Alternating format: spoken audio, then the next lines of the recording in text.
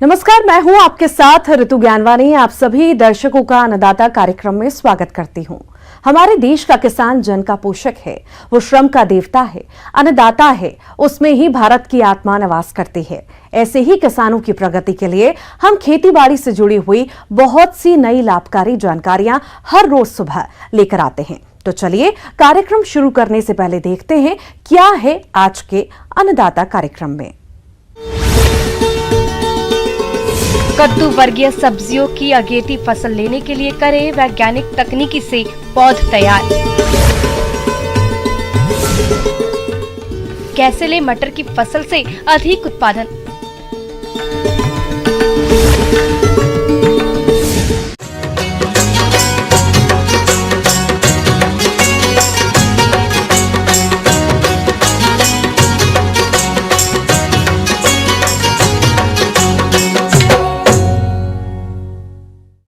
कद्दू वर्गीय सब्जियों की खेती जायद फसल के रूप में आमतौर पर फरवरी मार्च में की जाती है और उस समय अधिकतर किसान बीजों की सीधी बुआई करते हैं, जो कि फसल एक साथ आती है और उसका बाजार में कम भाव मिलता है।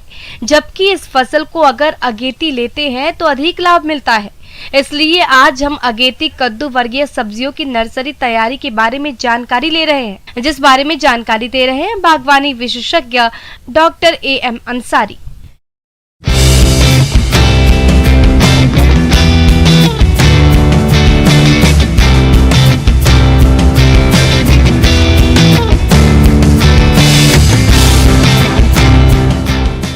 मैं आपको आज ये डिस्कस करने जा रहा हूँ या आपसे बातचीत करने जा रहा हूँ कि आप आगात फसल कैसे ले कद्दू वर्गीय का, खासकर गर्मा के मौसम में। कद्दू वर्गीय में लौकी, नेनुआ, झिंगी, करेला, तरबूज, खरबूज इत्यादि फसलें आते हैं, झिंगी, ये सारे फसलें आते हैं।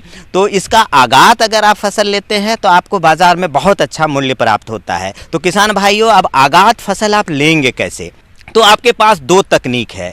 या तो आप पोर्ट्रेज में इसका नर्सरी तैयार करें और उसको मुख्य खेत में बुआई करें। अब पोर्ट्रेज के लिए आपको पॉली हाउस की ज़रूरत होगी या नेट हाउस की ज़रूरत होगी। पॉली हाउस बड़ा या बहुत विशाल बनाने की आपको ज़रूरत नहीं है। लो कॉस्ट पॉली हाउस होता है जिसमें आप बांस का खूंटा गाड़ के उसमें पॉली हाउस का पॉलीथीन का सीट को ढक के आप छोटा सा पॉली हाउस बना सकते हैं और उसमें पोर्ट्रेज मिलता है, क्योंकि 20-25 रुपये या 18 रुपये में एक पोर्ट्रेज छोटा छेद वाले मिल जाता है, तो आप उसका इस्तेमाल कर सकते हैं। प्रोपेलीन से बनी हुई विभिन्न कैविटी वाली ट्रे बाजार में आती हैं। सब्जी की नर्सरी लगाने के लिए 98 कैविटी यानी खाने वाली ट्रे का प्रयोग किया जाता है। ट्रे का प्रयोग 4 से 5 बार कर सकते हैं। प्रो ट्रे में तैयार पौधे कई मायनों में खेत में तैयार पौध से बेहतर होती हैं। वहीं पर्याप्त स्थान मिलने के कारण पौध का विकास भी बेहतर होता है। उसमें भरेंगे कैसे? तो उसमें एक कोकोपीट आता है, तो उसके आप चूरा कर ले, बुरादा कर ले, उसको 1-2 पानी धुलाई कर लें।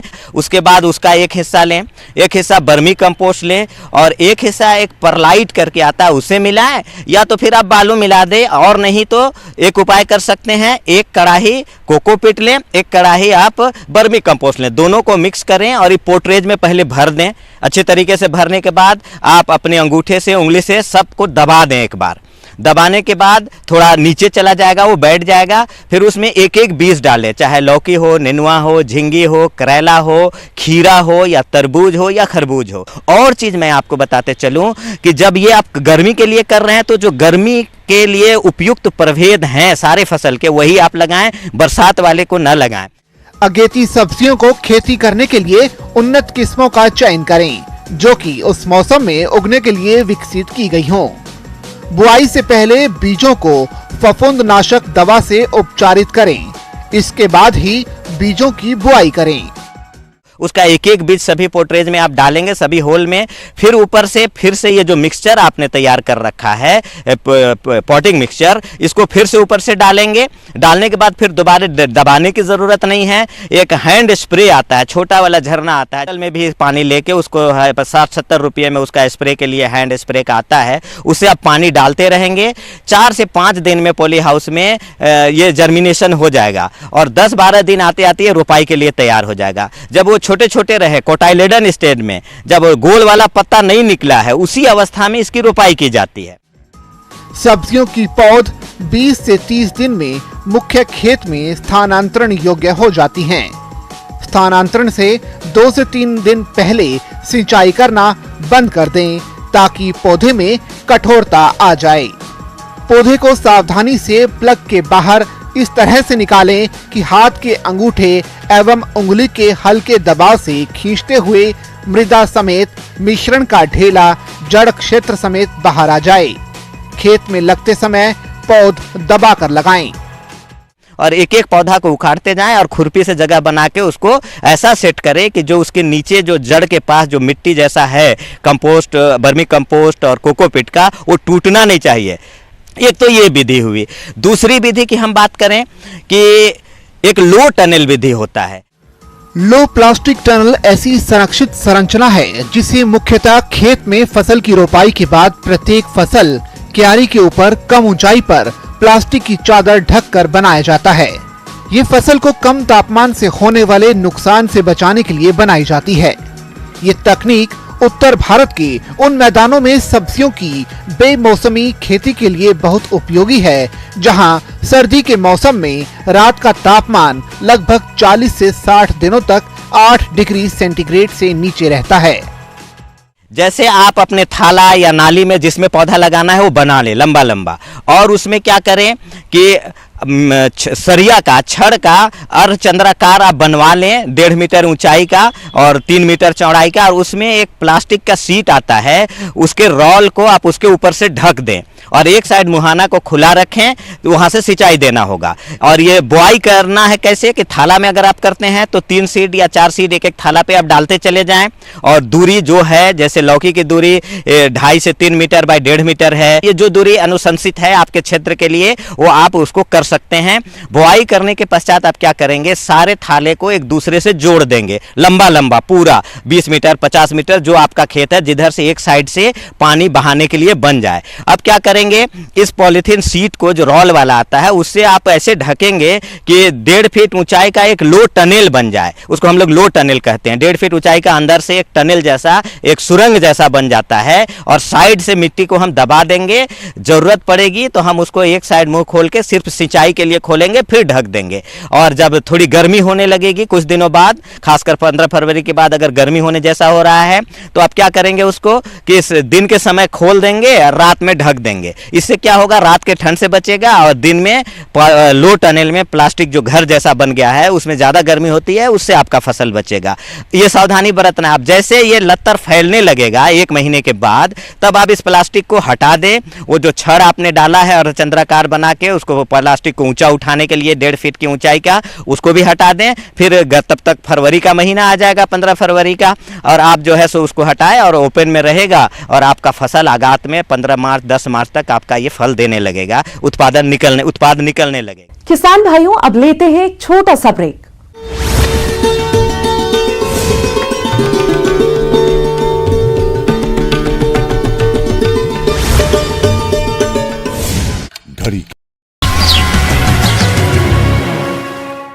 ब्रेक के बाद आप सभी दर्शकों का अन्नदाता कार्यक्रम में स्वागत है।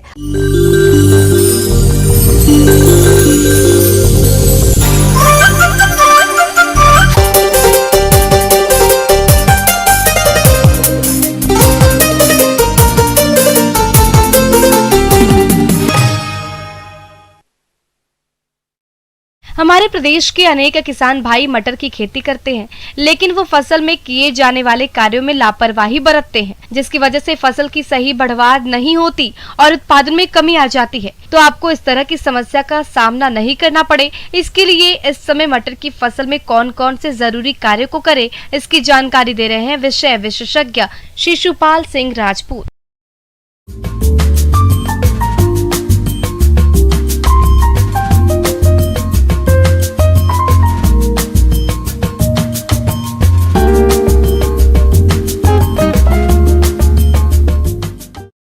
अभी देख रहे होंगे अपनी फसल दिन की फसल है, जो फूलों की अवस्था में है, कहीं पे हल्की हल्की फलियां बन रही हैं। इस समय अपने को कुछ समसामयिक तकनीकियों का उपयोग करेंगे तो अपन मटर में अच्छा उत्पादन प्राप्त कर सकते हैं। तो सबसे पहले महत्वपूर्ण रहता है मटर में सिंचाई। किसान भाइयों, मटर की फसल से अधिक उत्पादन प्राप्त करने के लिए सही समय पर सिंचाई करना जरूरी होता है। तो आप कैसे करें इस कार्य को, आइए जानते हैं। कम से कम 10 से 15 दिन में आपको सिंचाई अवश्य करनी पड़ेगी, और अगर हल्की मिट्टी है तो आपको 8 से 10 दिन में सिंचाई करना पड़ेगी।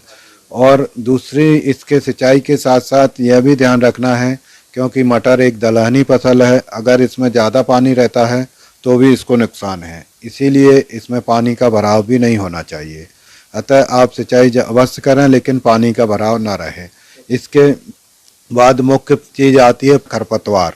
तो इन खरपतवारों के लिए अपने को आवश्यक होता है कि ये दलहनी फसल है, इनमें निदाई गुड़ाई की आवश्यकता होती है। तो अपन हाथ से निकाल कर खरपतवारों को नष्ट करते हैं, तो उससे अच्छा उत्पादन भी मिलता है। क्या है कि जड़ों को आसानी से हवा मिलती है, वायु संचार होता है, पोषक तत्व भी मिलते हैं, तो पौधे की जड़ें वृद्धि करती हैं, तो पौधा भी बढ़ता है। इसके बाद मुख्य चीज़ आती है पोषक तत्व प्रबंधन। पोषक तत्व में आप जो बुवाई के समय दे ही दिए होंगे, उसकी तो अब बात करने की आवश्यकता नहीं है, लेकिन जो अभी आवश्यकता है अपने को सेकंड या थर्ड स्टेज में है, तो आपको यूरिया 20 kg पर एकड़ देना पड़ेगा। और अगर आपकी फली बनने की अवस्था में है, आपकी लगता है कि कमज़ोर फसल है, तो इसके लिए 05234 NPK आता है, जिसकी 1 किलो मात्रा 200 लीटर पानी में घोलकर प्रति एकड़ के हिसाब से आप उपयोग करेंगे, तो आपका दाना भी अच्छा रहेगा और फूल भी अच्छे आते हैं, जिससे कि फली भी मजबूत रहती है और आपकी क्वालिटी भी अच्छी रहेगी। तो फली का वजन अच्छा रहेगा, तो अपना बाजार भाव भी अच्छा मिलता है। इसके बाद जो मुख्य चीज़ रहती है कीड़ों में, इसमें रस चूसक कई तरह के कीड़े लगते हैं।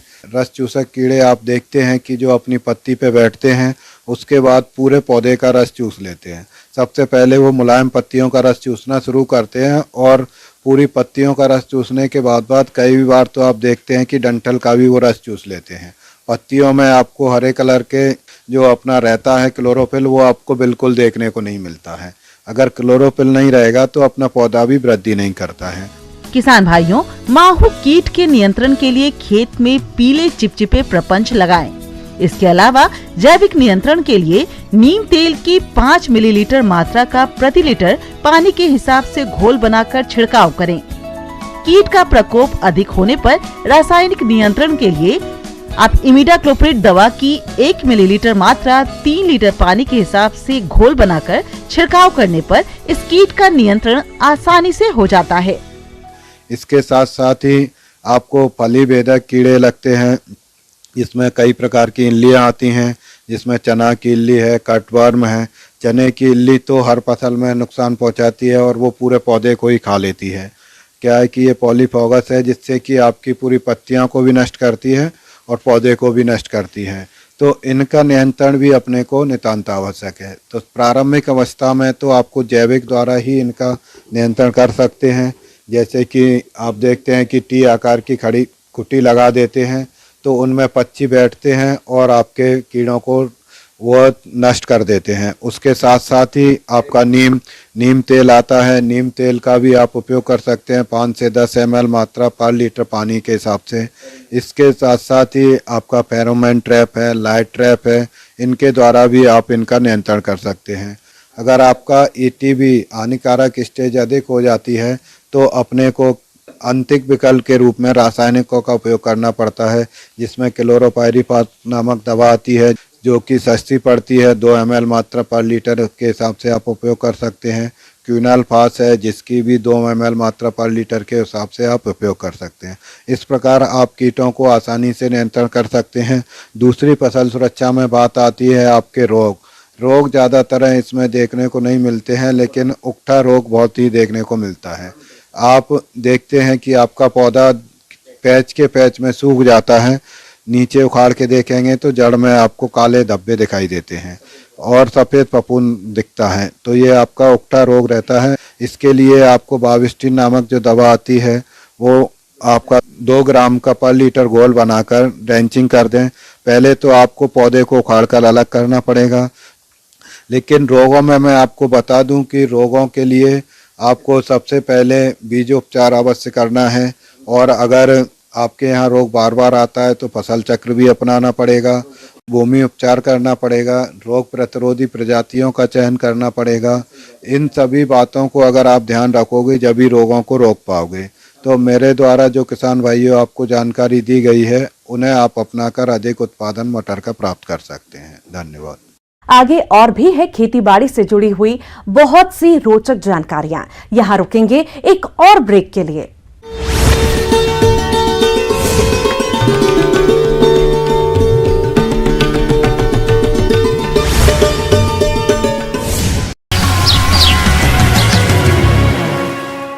ब्रेक के बाद एक बार फिर से आप सभी दर्शकों का अन्नदाता कार्यक्रम में स्वागत है।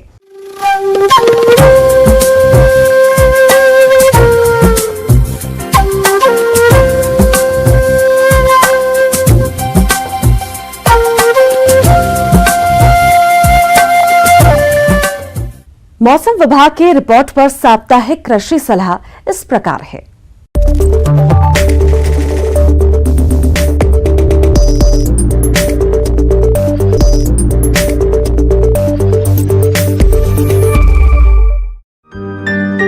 ग्रामीण कृषि मौसम सेवा भारत सरकार रैपसीड मस्टर्ड के लिए राष्ट्रीय अनुसंधान केंद्र शिवर भरतपुर द्वारा भेजे गए मौसम पूर्वानुमान के आधार पर किसान भाइयों को सलाह दी जाती है कि आगामी 1 से 2 दिन के दौरान अधिकतम तापमान 18 से 19 डिग्री सेल्सियस एवं न्यूनतम तापमान 6 से 9 डिग्री सेल्सियस रहने की संभावना है। अगले 3 दिनों के दौरान 4 से 10 किलोमीटर प्रति घंटे की गति के साथ हवाएं चल सकती हैं। इस दौरान अधिकतम सापेक्षिक आर्द्रता 82 से 94 और न्यूनतम सापेक्ष आर्द्रता 54 से 80% रहने की संभावना है। किसान भाइयों को सलाह दी जाती है कि कोरोना वायरस के लिए जारी सरकार की सलाह का सख्ती से पालन करें तथा एक दूसरे से सामाजिक दूरी बनाए रखते हुए स्वच्छता पर विशेष ध्यान दें। मौसम के मिजाज को देखते हुए किसान भाइयों को सलाह दी जाती है कि गेहूं की फसल में गांठ बनते समय बुआई के लगभग 65 से 70 दिन की अवस्था पर तीसरी सिंचाई अवश्य करें। चौड़ी पत्ती वाले खरपतवार की रोकथाम के लिए मैट सल्फ्यूरान मिथाइल 4 ग्राम सक्रिय तत्व प्रति हेक्टेयर की दर से 500 लीटर पानी में घोल बनाकर छिड़काव करें तथा घासकुल एवं चौड़ी पत्ती वाले खरपतवारों की रोकथाम के लिए सल्फो सल्फ्यूरान 25 ग्राम सक्रिय तत्व प्रति हेक्टेयर की दर से 250 से 300 लीटर पानी में घोल बनाकर छिड़काव करें। जिन किसान भाइयों ने सरसों की फसल लगा रखी है उनको सलाह दी जाती है कि इस समय सरसों में रतुआ रोग होने की संभावना है। इस रोग में पौधों की पत्तियों की निचली सतह पर 1 से 2 मिलीमीटर वाले व्यास के स्वच्छ एवं सफेद रंग के छोटे छोटे फपोले बनते हैं। किसान भाइयों को ऐसे सफेद फपोले दिखाई दें तो किसान भाई मैनकोजेब या रेडोमिल MZ72 WP फफूंदीनाशक की 2 किलोग्राम मात्रा 800 लीटर पानी में घोल बनाकर प्रति हेक्टेयर की दर से छिड़काव करें। बैगन की फसल में इस समय फल और तना छेदक कीट का प्रकोप हो सकता है। यदि आपके खेतों में इस कीट का प्रकोप हो रहा हो तो ग्रसित फलों को तोड़कर नष्ट करें।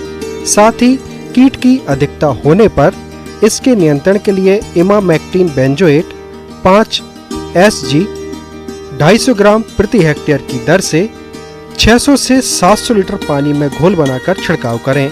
इस समय प्रदेश में ठंड का कहर जारी है, अतः अपने दुधारू एवं पालतू पशुओं को पशुशाला में बांधें तथा सर्दी से बचाने के लिए पशुशाला के खिड़की दरवाजों एवं हवा आने वाले स्थान पर जूट के बोरे या टाट के पर्दे अवश्य लगाएं।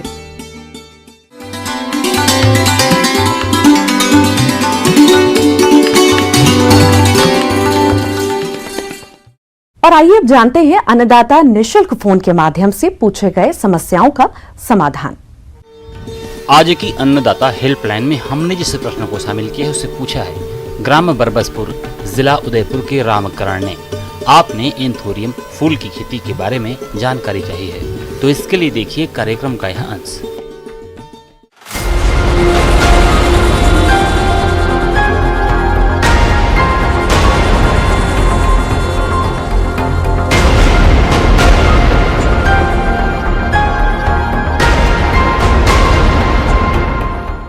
कि एंथोरियम की खेती कैसे की जा सकती है। ये एक बहुत ही लाभदायक फ्लावर है, जिसमें के कारण क्योंकि इसका जो कट फ्लावर है उसके साथ साथ इसका फोलिएज भी मार्केट में बिकता है। इसका एक पोट अगर हम बेचते हैं बिना सीड के तो 200 से 300 रुपये प्रति पोट के हिसाब से मार्केट में मिलता है, जो कि सजावट के घर में सजावट के काम इंडोर प्लांट के रूप में काम में लिया जा सकता है। इसके अतिरिक्त इसके कट फ्लावर हैं जो मार्केट में 15 रुपये से लेकर 30 रुपये प्रति कट फ्लावर के हिसाब से मार्केट में बिकता है। तो हम ये तो बात हो गई हमारे लाभ की। अब बात करते हैं इसमें इसकी खेती कैसे की जा सकती है। तो सबसे पहले हमारे रीजन के लिए ज़रूरी है कि यहाँ पे कौन सी वैरायटी सबसे अच्छा करती है। तो हमने यहाँ 5-10 वैरायटी का निरीक्षण करके देखा तो पाया कि जो जेविया वैरायटी है वो बहुत ही सूटेबल है और उसको अच्छे से किया जा सकता है। एंथोरियम फूल से अधिक लाभ मिले इसके लिए इसकी उन्नत प्रजातियों का चयन करना चाहिए। बाजार में विभिन्न रंगों के अनुसार फूलों की प्रजातियां मिलती हैं, जैसे लाल रंग की किस्में टेम्पटेशन, मैरिसस रेड, एविटा सफेद रंग की किस्में एंजल, मॉरिसस सफेद का प्रयोग कर सकते हैं। और भी रंग की किस्में होती हैं जिनका प्रयोग कर सकते हैं। किसान भाइयों, फूलों की विभिन्न किस्मों का चयन करना सही रहता है, क्योंकि बाजार में विभिन्न रंगों की फूलों की मांग होती है। इसके पौधों को हमेशा विश्वसनीय संस्था से ही खरीदना चाहिए। तो इसमें बड़ा ही इम्पोर्टेंट जो है क्लाइमेट का ज़रूरत पड़ती है, क्योंकि इसमें जो तापमान है इसको 28 डिग्री से ज़्यादा तापमान इसके लिए असहनीय होता है। इसके अतिरिक्त इसके लिए ह्यूमिडिटी जो 65 से कम कभी भी 65% से कम कभी भी नहीं होनी चाहिए। तो इसके लिए हमको इसको लगाना ज़रूरी है कि हम पॉली हाउस के अंदर जो नेट हाउस होता है ऊपर टॉप उसका पॉलीथीन से कवर हो और साइड में जो है 75% नेट शेड हो, उसी के अंदर हम इसको लगा सकते हैं, जिसमें फोगर वगैरह लगे हों ताकि हम ह्यूमिडिटी उसमें मेंटेन कर सकें। और इसको लगाने के लिए सबसे उत्तम समय आप कभी भी लगा सकते हैं, परंतु अधिक गर्मी और सर्दी को छोड़कर आप इसको पूरे साल भर कभी भी अंदर में लगाया जा सकता है इसको। फिर बात करते हैं इसके कल्टीवेशन की। तो कल्टीवेशन तो इसके लिए सबसे पहले मीडिया बहुत ही इम्पोर्टेंट है, ज़रूरी है, क्योंकि इसको ज़मीन में नहीं किया जा सकता। इसके लिए सोयल लेस मीडिया की ज़रूरत होती है, जिसमें हम आप राइस हस्क ले सकते हैं, कोको हस्क ले सकते हैं, ब्रिक्स पीसे जो टुकड़े होते हैं ईंटों के वो ले सकते हैं। इसके अलावा जो कोयला होता है वुडन चारकोल उसका उपयोग करते हैं। इनको मिक्स करके इसकी बेड तैयार की जाती है और उसके अंदर इसका प्लांटिंग किया जा सकता है। किसान भाइयों, एंथोरियम फूल की खेती के लिए सबसे जरूरी होता है इसे उगाने वाला मीडिया तैयार करना। मीडिया तैयार करने के लिए कोकोपीट, सड़ी हुई पत्तियां, बालू मिट्टी, लकड़ी का बुरादा, घास और पुआल आदि की जरूरत होती है। इन अवयवों क्यारियों में डालकर हल्की सिंचाई करते हैं और कुछ दिन तक इन्हें सड़ने देते हैं। इसके बाद तैयार पौधों या सर्कस की रोपाई 25 से 30 सेंटीमीटर की दूरी पर करते हैं। एक क्यारी में पौधों को 2 से 3 कतारों में लगाते हैं। इसके उपरांत हमको ध्यान देना होता है इसका न्यूट्रिशन का। न्यूट्रिशन के लिए इसमें ज़्यादा कुछ देने की ज़रूरत नहीं होती। जो हमने यहाँ पे पाया है वो सबसे अच्छा है 4 ग्राम प्रति लीटर NPK जो वाटर सोल्यूबल आता है वो हम इसको यूज कर सकते हैं। वाटर सोल्यूबल को हमको वीक में 2 बार स्प्रे करना होता है लीफ पर। इसके अतिरिक्त कैल्शियम नाइट्रेट और मैग्नीशियम सल्फेट आधा ग्राम प्रति लीटर 15 दिन के अंतराल पर इसमें स्प्रे किया जाता है। इसके अतिरिक्त माइक्रोन्यूट्रिएंट जो है उसका भी स्प्रे करना जरूरी है, जो कि 15 दिन के अंतराल पर कर सकते। एंथोरियम फूल की फसल बहुवर्षीय फसल होती है, इसलिए फसल से सही पुष्प उत्पादन मिलता रहे इसके लिए समय समय पर कुछ खास प्रबंधनों को करना पड़ता है, जिनमें से प्रमुख है फसलों की कटाई छटाई। प्रत्येक पौधों पर केवल 6 से 8 पत्तियां ही रखना चाहिए। शेष पुरानी पत्तियों और रोग ग्रसित पत्तियों की कटाई कर देनी चाहिए। इससे फूलों की बढ़वार अच्छी होती है। तो हमको हमेशा ये ध्यान रखना है कि 4 से 5 पत्ती ही एक पौधे पर मेंटेन रखनी है। तो जैसे जैसे पौधा बढ़ता है तो हमको पुरानी पत्ती को प्रूनिंग कर देते हैं, लीफ को हटाते चलते हैं और हमेशा पौधे पर 4 से 5 पत्तियां ही मेंटेन करके रखते हैं। फसल में आमतौर पर रस चूसने वाले कीटों का प्रकोप होता है। इनकी रोकथाम के लिए इमिडाक्लोप्रिड 1 मिलीमीटर प्रति लीटर पानी में घोलकर छिड़काव करें। साथ ही रोगों का प्रकोप दिखाई देने पर कार्बेंडाजिम 1 ग्राम दवा प्रति लीटर पानी में घोलकर फसलों पर छिड़काव करें। फिर बात करते हैं इसके फूल देने की, तो हमको पौधे लगाने के बाद 6 से 8 महीने तक उसमें फूल लेने की आवश्यकता फूल नहीं आती, इसके बाद ही इसमें फूल आना स्टार्ट होता है, जो कि एक बार लगाने के बाद 5 से 6 साल तक इसका कॉमर्शियल लाइफ होता है। एक बार लगाने के बाद लगाते रख सकते हैं, और साइड से कट फ्लावर के अलावा जो सूट्स निकलते हैं उसका हम तैयार करके पौधे भी बाजार में बेच सकते हैं, जिसकी कीमत मैंने आपको बताया कि 80 रुपये से 150 रुपये अगर छोटी साइज़ का देते हैं और बड़ा पोट में देते हैं तो 200 से 300 रुपये प्रति के हिसाब से मार्केट में बिकता है। किसान भाइयों, कृषि संबंधित समस्या और सुझावों के लिए आप हमें इस पते पर संपर्क कर सकते हैं। प्रोड्यूसर अन्नदाता, news 18 Rajasthan, Ramoji film city, Hyderabad 501512। साथ ही आप हमें ईमेल भी कर सकते हैं। हमारी ईमेल आईडी है p18annadattarajasthan@nw18.com। इसके अतिरिक्त आप हमें निःशुल्क हेल्पलाइन नंबर 180088926163 पर सोमवार से शनिवार सुबह 10 से शाम 4 बजे के बीच संपर्क कर सकते हैं। अब समय हो रहा है आपसे विदा लेने का। कल फिर मुलाकात होगी कृषि से जुड़ी महत्वपूर्ण जानकारियों के साथ। नमस्कार।